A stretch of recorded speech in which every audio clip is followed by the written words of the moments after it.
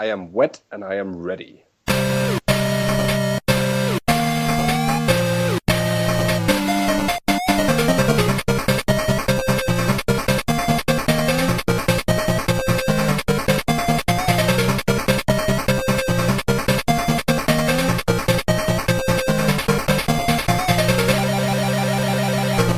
Welcome back to Backseat Designers. My name's Gareth Millward, and I'm here with my two lovely friends, Frederick Olsen. Hello. And Truls Plymouth. Hello. Gnidningsmodstand. Ooh, yes. Please. If you're offering, I'm taking. And I'm English, and I only speak English, and I have no idea what those two have agreed to, but I think it's best left unsaid. Well, we're back, gentlemen, and we should probably talk about another thing to do with adventure games, shouldn't we? We absolutely should. But we totally told you what that word means before the show. But perchance we should make that our first competition. We should have people write in and tell us what they think that word means. Yes, in fact, that's a very good idea. So people hit us up on Twitter at BS Designers and let us know what you think the word gnidningsmodstand means. And you probably get points just for being able to spell it. There's no prize other than your own sense of self-pride. Well, and the loss of your dignity. Very true. Actually, I can put a likeness of the person that wins into my next game, which will probably come out in 20 years or so. Okay. Cool. Okay, never mind. Carry on. Yeah. That's the prize. Anyway, as I was saying, this week we're going to be talking about Unlikeable Protagonists, which I suppose is quite ironic given the three of us, given that we seem to rub each other up the wrong way. So we'll be getting into that and everything first. But, however, we do have a voicemail this week. Do you want to get into that first, or do you want to have a bit of a chat about this week's subject first? I want to get into the voicemail. I always want to get into the voicemail. Oh yeah, the voice. I'm kind of hoping that the voicemail will actually set us up for a good discussion on the topic. So yeah. Yeah, well, we were told, this is from Francisco Gonzalez, and we were told specifically not to listen to it. So this could be about anything. Before doing the show, I think he's okay with us listening to it now. Good point, Freddie. I was a good boy. I mean, which was weird because Fred forwarded the mail with the voice file attached to it, and in the mail it says, "Don't listen to this before the episode." Well, you attached the fucking voice file. What am I going to do? But I didn't. I resisted temptation. Well done. I didn't listen to it either, so I guess we're in for a treat. Well, let's treat us, please. Let's fire up the machine. You have one new message.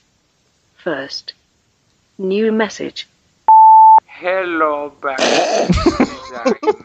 This is Vagina Capers coming to you live, talking to you about Unlikeable Protagonists. How long is this?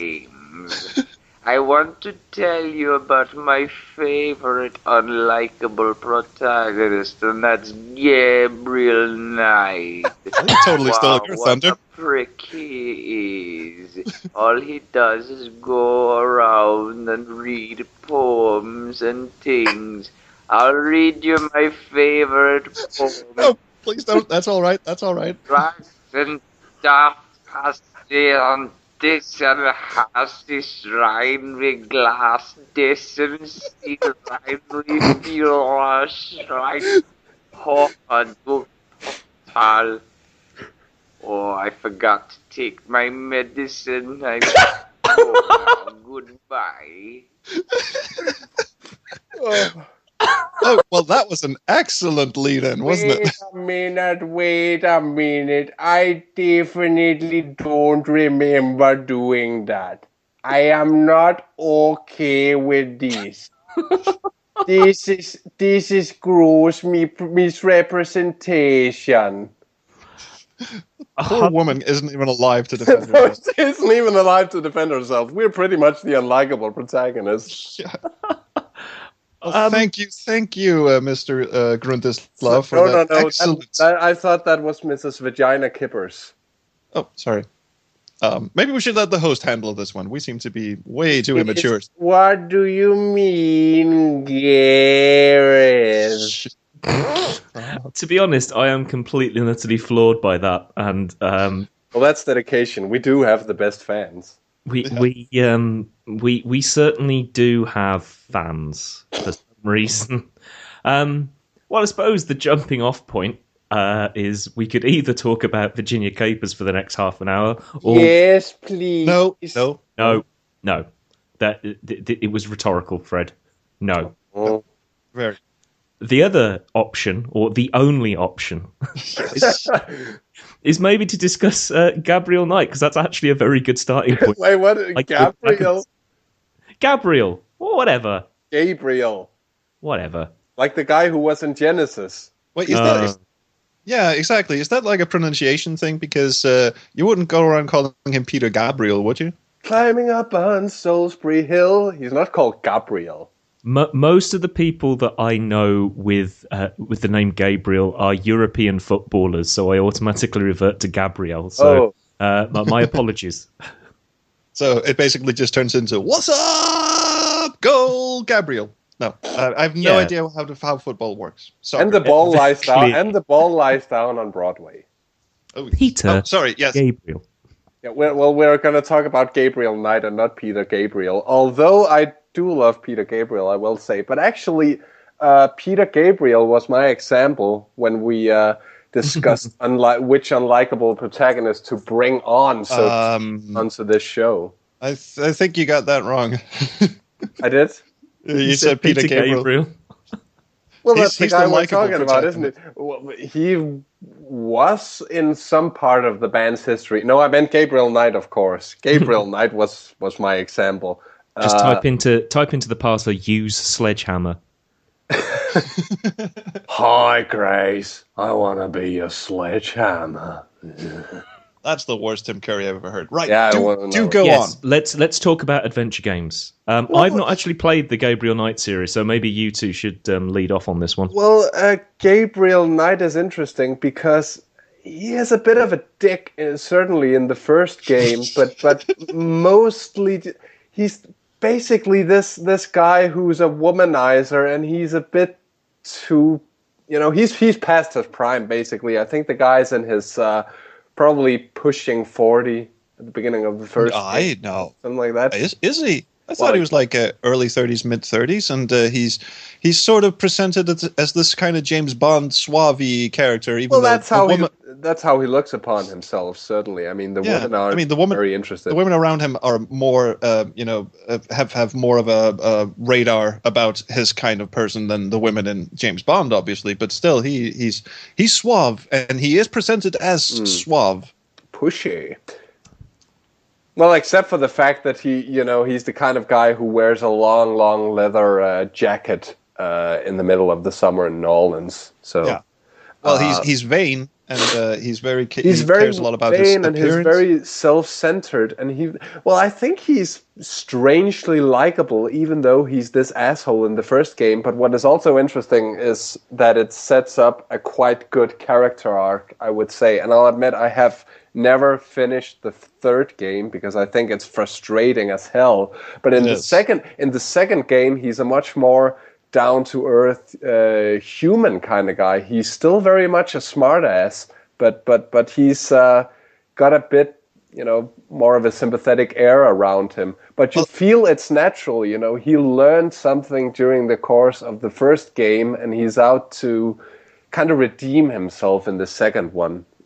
Even unwittingly. That's actually that's very, very astutely observed. He does. The first game is about him falling in love, having a tragic romance. Spoiler alert: the girl of his dream dies in a tragic possessed fire. It's still very interesting. You should definitely play it. You should play it. But it's probably. I'll put this out there. It is my favorite Sierra adventure game ever. Well, I am starting to identify with him. Early 30s, suave, sophisticated, something quite likable about him. Bit of a ladies' man. I'm starting to think, I can identify with that. Actor. Gareth's wife is currently sitting in the background with a huge glass of wine, and she's aiming to throw it at him.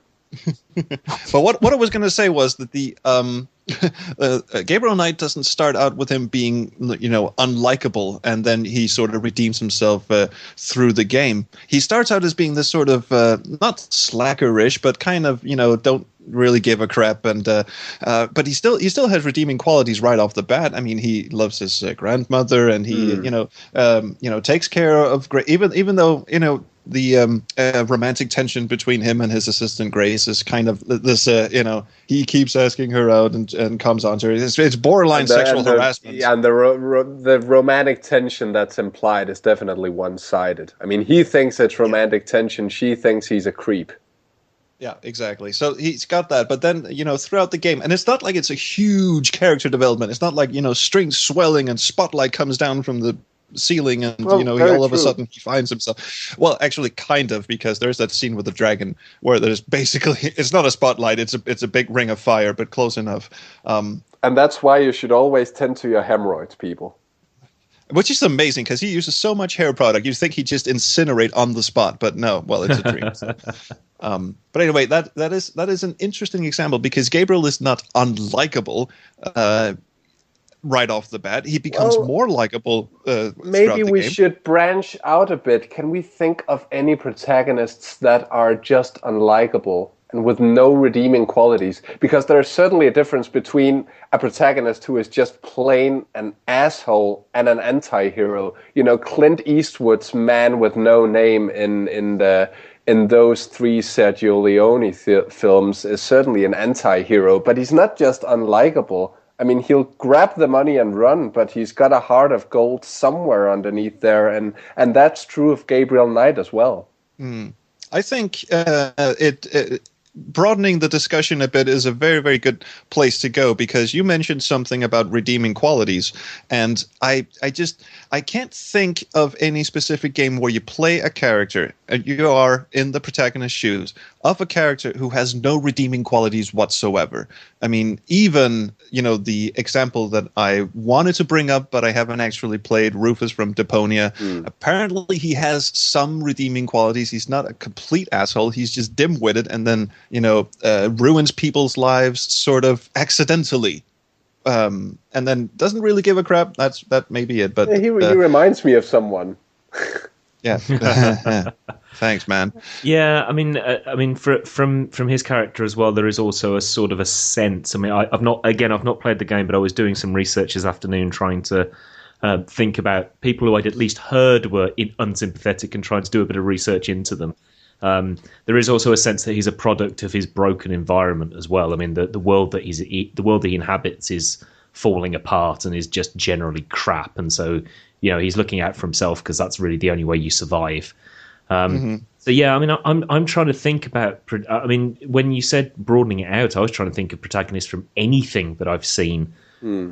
Also, well, can we posit that this is actually kind of subjective? The idea that whether this protagonist is unlikable or not is something entirely subjective. It reminds me of a discussion I had once with a good friend who's a script writer, and he basically neglected to finish watching Breaking Bad after watching the first season, because I know you've watched part of it, Trolls. I don't know if you have, Gareth, but I stopped after the first season, ironically. Well, in the beginning of the first season, the protagonist Walter White aids in killing a man, and my good friend argued that that's as low as you can go. So there is nowhere else for this guy to go. I mean, you just killed someone. That's I can think of worse. I mean, it's bad, but I can think of worse. Also, the circumstances. I mean, I don't want to spoil it for anybody that is planning to watch it, because I'm planning to watch the later series. It's just that I haven't got round to it. I was intrigued by his character. Him killing that guy is something that he really struggles with his conscience over, and in the end, the reason he ends up killing the guy is because of something that happens. It becomes abundantly clear if he doesn't kill this guy, that guy is going to kill him. I agree, and that was my argument as well. But it does go to show that we look at things differently, and thus we may also look at, well, what makes this guy likable, or in turn, what makes him unlikable? Yeah, in very, very different ways. Well, maybe we should... Oh, sorry. Sorry, no, I think one of the problems we've got here then is not necessarily whether we as individuals find whoever the protagonist is unlikable, because there are plenty of films where I don't particularly identify with the character, don't particularly like them. But there's a difference between that and the author and the creator deliberately setting out to make the character Exactly. We should probably step back and define what a likable character actually is in as objective a way as we possibly can. Now, I would suggest that to be a likable character is not necessarily being all chivalrous and high and mighty King Graham type of character who seemingly never does anything wrong, but at least a person that has redeeming qualities in the sense that they don't set out to be malicious. They don't set out to hurt people. And I just thought of something, actually. In the third Kyrandia game, you play as Malcolm the Wizard. Oh, yeah. A person who is out to maliciously be, sorry, Malicious. be out to be malicious. Yeah, He's exactly. maliciously out to be malicious. Exactly. There's even a little meter. There's a little gauge at the bottom of the screen that displays how evil you're being. But I've only played that for like 5 or 10 minutes, so I can't really comment on whether he has a redeeming story arc or not. Yeah, I've never actually played it, but I know of it, and that's actually kind of an interesting observation. Because here is certainly an adventure game that sets out with you playing a dick. Yeah, you're playing the evil dude, and I can't really think of any. Sorry, we're still on the definition, right? If you guys want to chime in with what makes an unlikable protagonist, the protagonist that does things that we wouldn't applaud in real life. I would say that would an unlikable protagonist is someone who thinks the end is more important than the means. But is that just because you have those values? Does that make him intrinsically an unlikable protagonist, or just an unlikable protagonist in your eyes? I think it's about choices. I think it's about the choices that the character makes. I mean, I'm trying to think of a film where, I don't know whether it's a good film or not. My feeling is that it isn't a good film, but it's. I think it was called Football Factory. And it was a film made about soccer hooligans, and this firm that was coming together for one last sort of fight with the opposition fans. And the protagonist in this is somebody who used to get into fights when he was younger, but has kind of grown out of it. And there's definitely a point in the film where he has the choice to walk away and be the bigger man and to leave that world. And the film kind of sets it out that the reason he's the hero and the protagonist of this film and the guy that you should be rooting for is because he chooses no. He chooses to back up his criminal friends and have this massive fight with fans from this other club. And the reason that the film kind of made me feel really hollow and cold was that by making that choice, the character ceased to have, in my eyes, any redeeming features whatsoever. He'd deliberately chosen... It wasn't that he'd chosen camaraderie. It wasn't that he'd chosen to back up his friends who were in a position not of their own making. He'd deliberately chosen to get into a criminal act. He'd deliberately chosen to try and to hurt other people, not to back up his friends. He went the low way. Exactly. And that choice at that point, I mean, I got the feeling that from the film that I had the wrong reaction. That wasn't what the film was trying to get out of me. I don't think the film was clever enough to really try and deliberately make you feel hollow. But maybe I'm wrong, but I don't think many Danny Dyer films do subtext.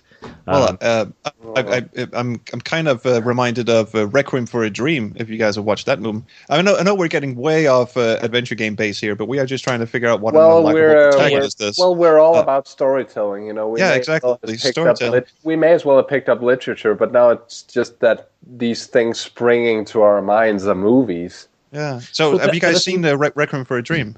I haven't, I'm afraid. No, I'm afraid I haven't, but it's one of those movies that's on my never-ending list. Along with Brick, thanks to Toma. Oh, yeah. Oh, shit, I forgot that. We were supposed to watch that for today's episode, weren't we? Shit. 10 minutes of detention. Oh yeah.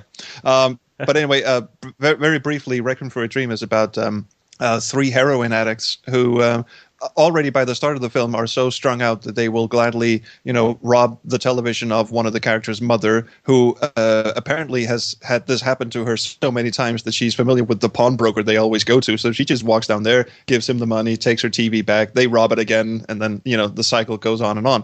And the movie just is one downward spiral. It never redeems anyone. It never, it never has any sort of, okay, thank God, things are turning around and such. These are really unlikable people, but you still care about what happens to them for some reason. It's a Darren Aronofsky movie, right? Yeah. Because I'm kind of reminded of Pi as well. Though that guy is not that unlikable. He's just kind of... Oh, Pi, that's a great film. Absolutely. But there is a reason. There is a reason why all of this is relevant when we're talking about adventure games. See, segue. Is because we, as adventure game players, are supposed to have some kind of say over what the character does and the choices they make. So we are an active participant, or we're meant to be an active participant in that character's story. So I wonder how that really changes the way that you can tell a story with a bad in inverted commas protagonist. Ooh, I got that one. See, there are two ways to go about this, and I'm just going to steal everyone's thunder by briefly laying out both of them. The first one is, the way that the Pandora Directive is structured, where by your actions you can become a bad person. You can simply treat everyone like description. Okay, I'm just a humble PI trying to save the world as we know it. Boom. Thank you. I made him record that. Don't make me bring out some of my other recordings, trolls. You didn't make Chris Jones record it. You made Gareth record Chris Jones. Yeah. Oh, I've got it sorry. locked up in my basement.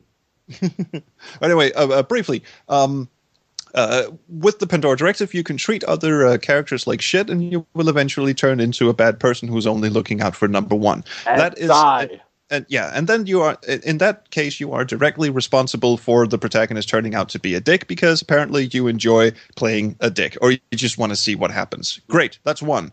The other one is the one where you're playing a character who starts out being likable, and through revelations during the plot, turns out to not be as likable as you had initially expected. And that would be like games like Silent Hill 2, which I haven't really played myself, but I've read an awful lot about it because it's deeply, deeply fascinating. The reason I haven't played it is because I suck at survival horror games. But he starts out in this nightmare world, and he's just lost, and he's trying to find his wife. Where's my wife gone? And it turns out gradually that your wife you were an abusive husband. She ran away. You're now stuck in your own personal hell. And all the monsters you're encountering are like manifestations of your own psyche coming back to haunt you. I mean, there are these sexy nurses with blank faces, zombie nurses that are representative of his lust and all this kind of weird shit happening. So he turns into an unlikable protagonist, which I think is the cleverer way of doing it in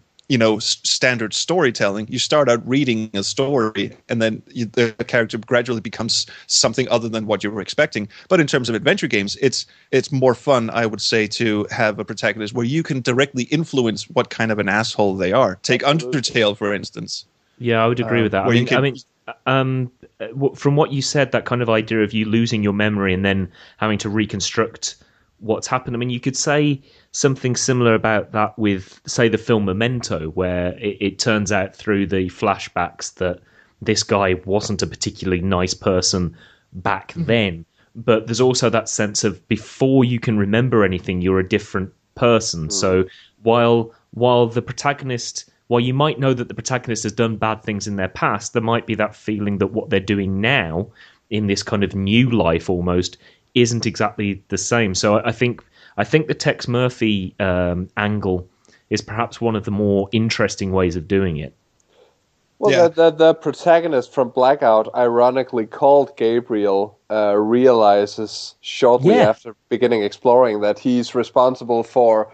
he's been filming a snuff film, and at first it's not apparent, but then later you learn that he's basically drugged up on heroin, and he has a split personality disorder. So he's being taken advantage of by the mafia to do these films. And The mafia there's just another loves game. snuff films. There's another game that I've played as well where actually you vacillate back and forth between thinking that you're the good guy or the bad guy, and it turns out that maybe at the end you're somewhere in between, but you're certainly not the worst guy. And that's Serena, where the protagonist rediscovers his life, and then, well, not trying to spoil the ending or anything, but you realise that actually maybe there were two sides to the story, but maybe you were on the slightly better side. Yeah. Well, that's that's up for debate. Obviously, I mean, I think we can spoil what happens at the end of Serena. We can. Yeah. I mean, shit. Free on Steam. If you haven't played it, then please go do.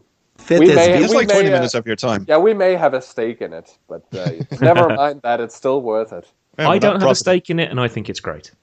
Thank you. Thank you. It wasn't our idea, certainly. No, but what happens at the end? Well, you can tell that.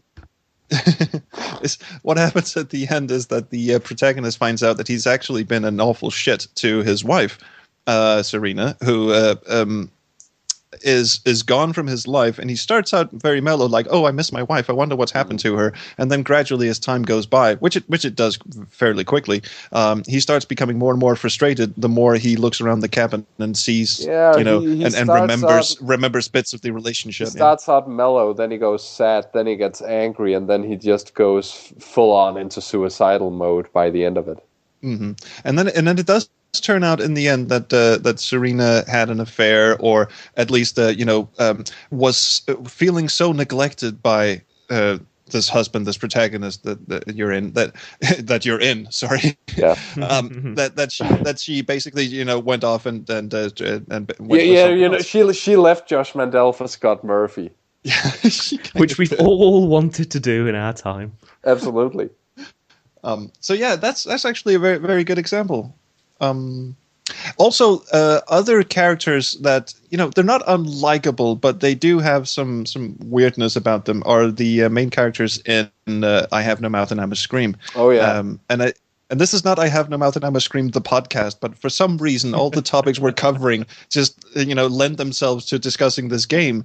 What could be the purpose of such? This guy is probably married to Virginia Cabas, the Nimdok guy. Yeah, the Nimdok guy obviously is the worst of the bunch because he was a Nazi doctor who conducted experiments on children and burnt them in ovens and shit. But there are other characters like Gorister, the truck driver, who was away from his wife for so long that it practically drove her insane. And you come across her hanging on a meat hook, completely comatose, and you have to make amends and all this stuff. So there are some very not nice people in this game. But they do. I mean, the whole point of the game is to somewhat redeem yourself so that you can take on the psychotic computer at the end. And then there's one character who really did nothing wrong. She was just raped in an elevator, so she's kind of the odd one out. Yeah. But isn't that an Aerosmith song? Raped in an elevator? I think that's one of their lesser-known hits. I think that's Love on an Escalator, but when they appeared on Top of the Pops, they probably changed the lyrics around to appease the host of that program. Yeah. Oh, dear God. Okay, so what... I mean... Let's play this from a backseat designer's perspective. If we were to design an adventure game with an unlikable protagonist but still give the player free will, how would we go about that? Well, you'd have to borrow some of the stuff that we did with the alternate endings and alternate story paths, because I don't think that you can ever. I think if you force the player into making actively horrible decisions, very quickly people are going to get turned off by that. I think you'd have to write it very, very well and get the tone just right to be able to do that. And even the Pandora Directive, by the end of it, if you go down the Boulevard of Broken Dreams, which is the ultimate path where Tex dies, even Tex acknowledges at the end in a bit of narration that, man, that seems so unlike me. And that's the problem I have with it, and I agree completely with Garrett. It's not really believable in Pandora Directive. It's just... The option is there because it's there, and I applaud that it's there, but problem is we already knew Tex from Under a Killing Moon and perhaps the 2 earlier games as this basically good guy trying to do the right thing, that it's kind of off-putting to have him become that evil. So you do need to write the character very well. You need a very, very complex protagonist, more complex than in any adventure game I can think of. Well, there is. Let me throw a wrench into that one because, of course, you guys are right. Okay, Gareth, you can play the sample now. No. Okay, we'll save that for the too end. obvious. It's too obvious. Sorry. Well, I actually wasn't wrong, so that's not spoiler. Anyway, let me throw this one in. Let me throw this wrench in because you are right. You as an adventure game player, you want to identify with the protagonist, and if the protagonist is just running around doing awful stuff all the time, then you have no incentive to keep going if you're a halfway decent person. I mean, Fred and I were looking to design this game. Sorry, Jess and I. Fred was kind of on the sidelines. Design this game called Bad Cop, which was supposed to be. I wasn't on the sidelines. You guys didn't want me in there. A bad cop. Awkward. Detective Carey, I view your action as sexual harassment and find your behavior objectionable. Please stop touching me. Exactly. I was no more on the sidelines than that, certainly.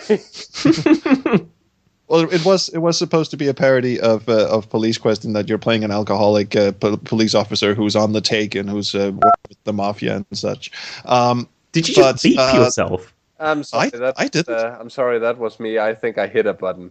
Oh, Fred. He's trying to shut me up. Anyway, the wrench I would never do such a thing. The wrench that I wanted to throw in was that because Bad Cop has sort of a redemption thing. You can still choose to be on the bad side at the end, but it's really up to you.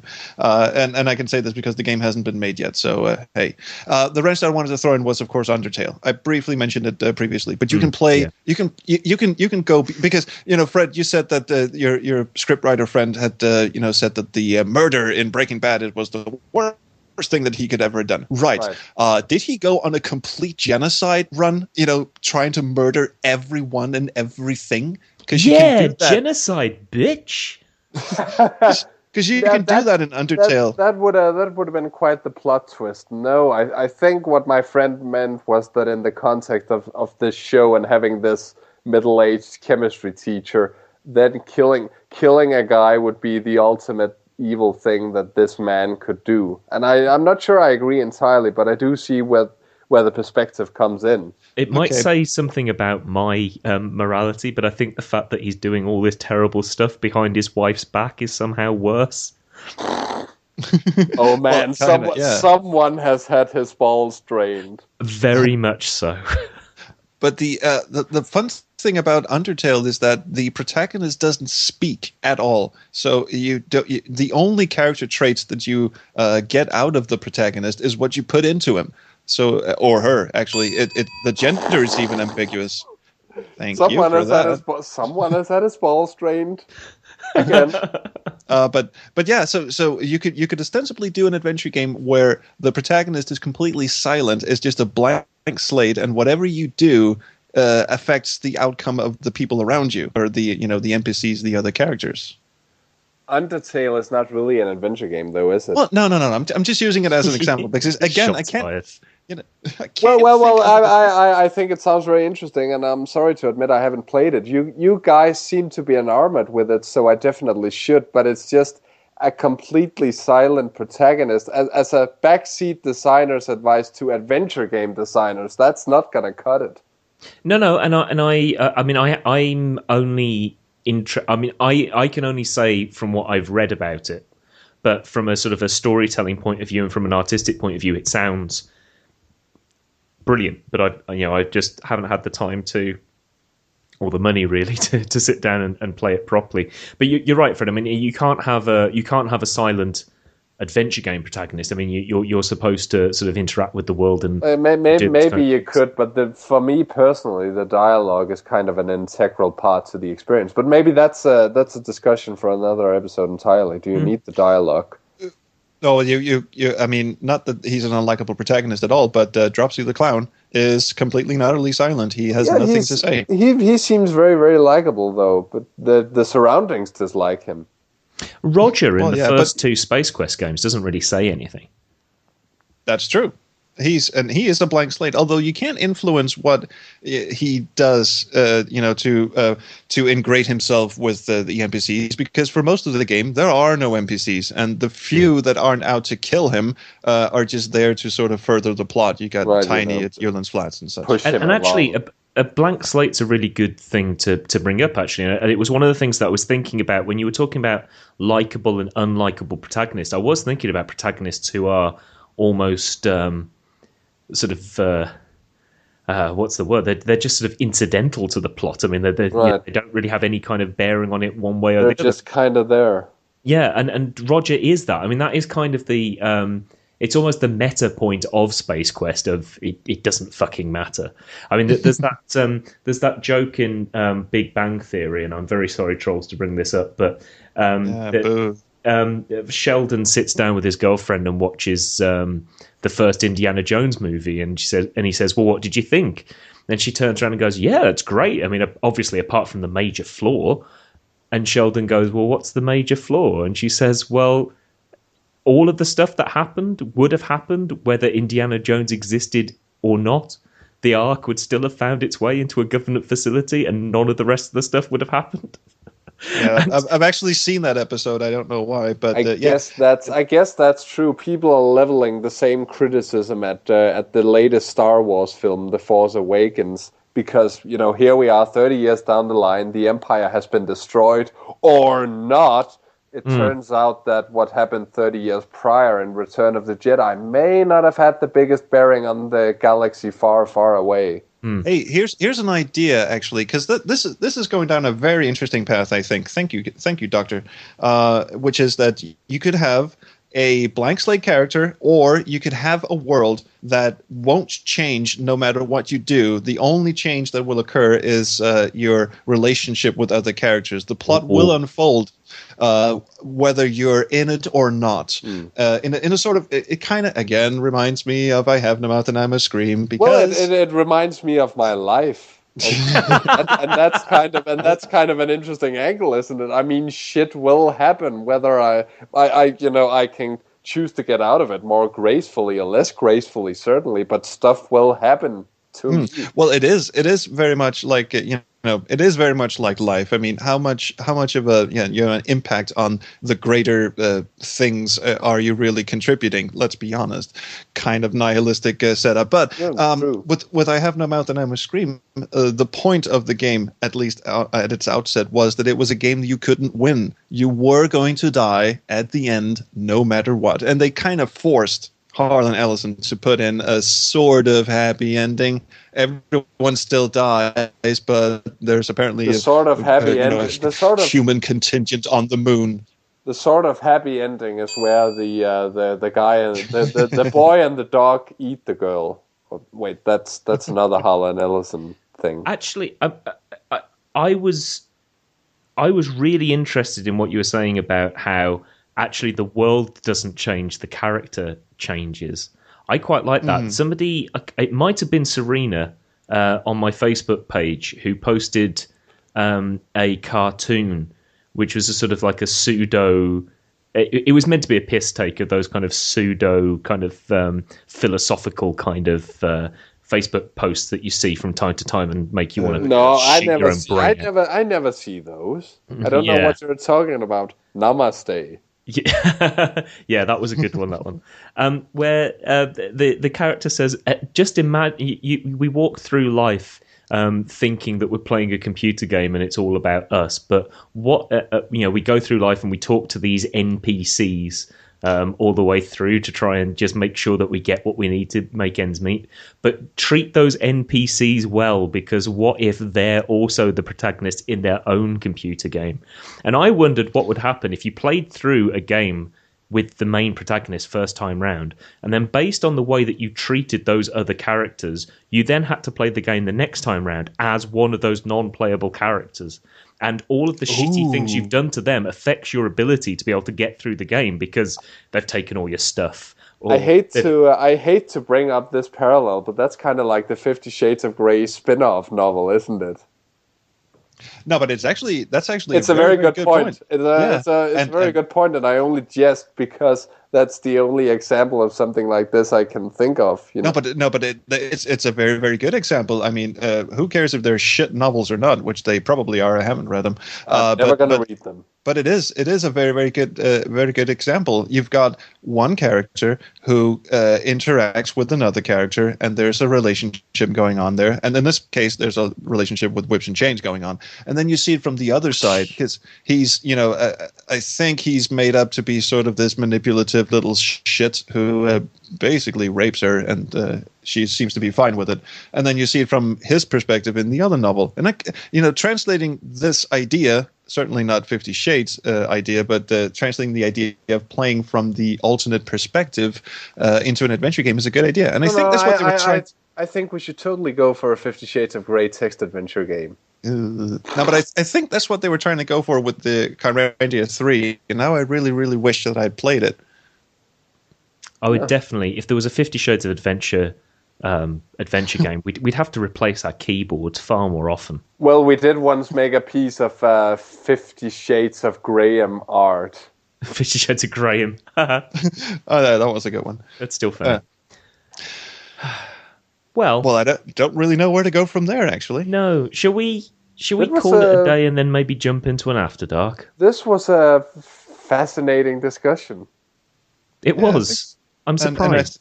I think we actually did. If we're gonna leave on a classic BSD challenge, I think apart from the Gnidningsmodstand competition, of course. Which that's fans. That thing is still on. Please write to tools at backseatdesigners.com if you have the answer.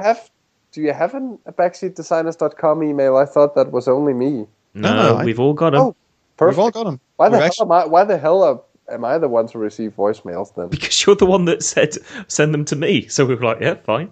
Oh yeah. Do you want me to make voicemails at backseatdesigners.com? That's a very good idea. See, people, this is where the magic happens. On air. Well, okay, so there's still that, but also I think the challenge, if we're going to posit a challenge to our game developer friends or people listening out there, is do the thing that Gareth mentioned. Do the thing where the plot doesn't change, your relationship with the characters change, and then you can play it from the alternate perspective. Right. And it may come back to reward you or bite you in the ass. Yeah. So yeah. Well, do you know what? I've been stumped because I think we've actually come towards a logical and good conclusion rather than, oh shit, we've been talking for 50 minutes, let's end it there. So, if you want to find out any more about the show, you probably already know by now, but everything you could possibly ever want is on backseatdesigners.com. We should probably make a quick plug because I think since our last episode was released, Shardlight has been released by Wadjet Eye Games. You can get that on Steam. They've been involved in various guises in things that we've done over the years, and we feel like we should support them by at least giving them a cheap plug towards the end. Would you say? Yeah, and that would be Francisco Gonzalez. No, that was actually Vagina Kippers. I don't think she. Okay, never mind. And of course his lovely wife Ben Chandler. So, gracias, Francisco. Thank you, Francisco Gonzalez, and congratulations with releasing Shardlight. We're taking the piss, but actually genuinely congratulations. Genuinely congratulations, guys. It's a beautiful game. Go get it. Shardlight-game.com. I'm looking forward to playing it. And as you hear this on the Sunday, you've probably got about 12 hours to get it 10% off on Steam, so get on that. We're not being paid for this, by the way, so I mean, if they do want to throw us any coin for promoting it, you guys aren't getting paid for it. Well, I see. Well, I mean, if Ben Chandler listens to this and realizes, oh shit, we've sold another 1,000 copies of the game overnight. Why the hell would that happen? Well, that's because of us, and you can funnel some of those funds through our Patreon account. Get us on the Backseat Designers Patreon account. And yes, on backseatdesigners.com you can find all of the links to our various things. We're at BS Designers on Twitter. And with all of that very, very, very bad plugging, say goodbye, Fred. Cunt bubble. Say goodbye, trolls. Play the sample. You're absolutely right, and I was wrong. Play it again. You're absolutely right, and I was wrong. Play it again. You're absolutely right, and I was wrong. Who's your daddy, bitch? You're absolutely right, and I was wrong. Come to Papa. You're absolutely right, and I was wrong. Enough God, of this. I love you. Enough of this. You do realize I'm wearing a heart monitor right now. Well, there was a big spike. Why was that? I don't know. Somebody was constantly playing. You're absolutely I right, thought you were- and I was wrong. I thought you were about to say you were wearing a hard-on monitor. No, he wasn't, and we need to end this episode. I've been Gareth. Yes. Goodbye. No more for today.